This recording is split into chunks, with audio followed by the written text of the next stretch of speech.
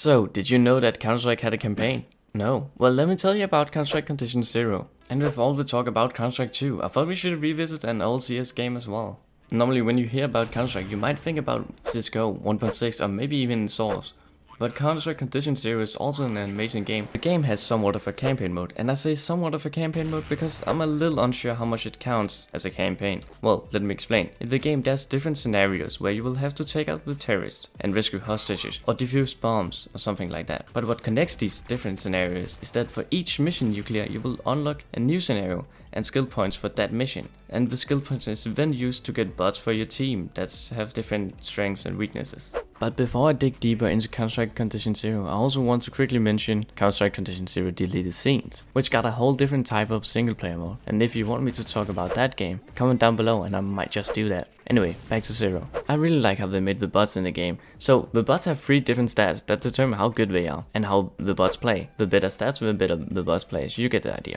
The 3 different stats is skill, co-op and bravery. I'm not 100% sure how these stats works or affects the bots, but this is what I assume from playing the game at least. So the first stat is the skill stat. Well, this one is pretty obvious. So the better skills the bot has, the better aim the bot will have as well. An example of this is the bot Stanley and Maverick. Stanley can't aim for shit, and I was actually surprised when he will get a kill. And then we got Maverick, who could clutch a 4v1 scenario. And then we have the co-op stat.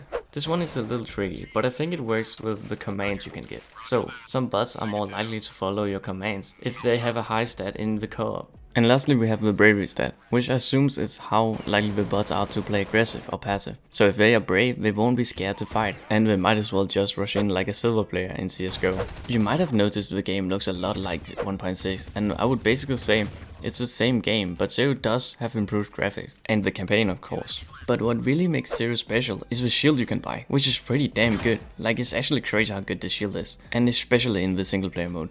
But I do feel like the game and the gunplay in the game plays a lot like 1.6, which is why I suck at it.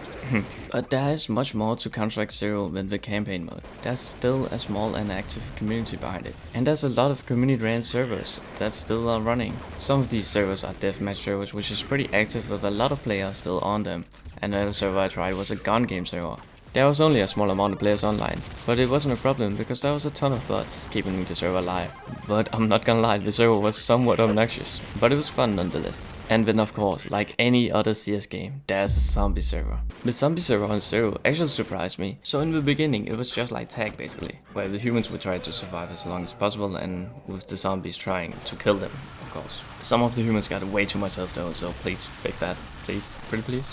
But I thought to myself, this is actually a decent zombie game mode. And then out of nowhere, a giant boss fight appears, and that was kinda crazy. The thing had so much health and it took a long time to kill, and you would have to dodge all these projectiles that was thrown at you. But what is also cool about this server is all the custom weapons they have added, which to me shows that Zero does have a good community behind it. After playing Condition Zero, I've wondered to myself, why isn't there as many players playing this game as with other CS games? Because you could argue that this game is better than 1.6 or Source. But I do think the game suffers from a few things.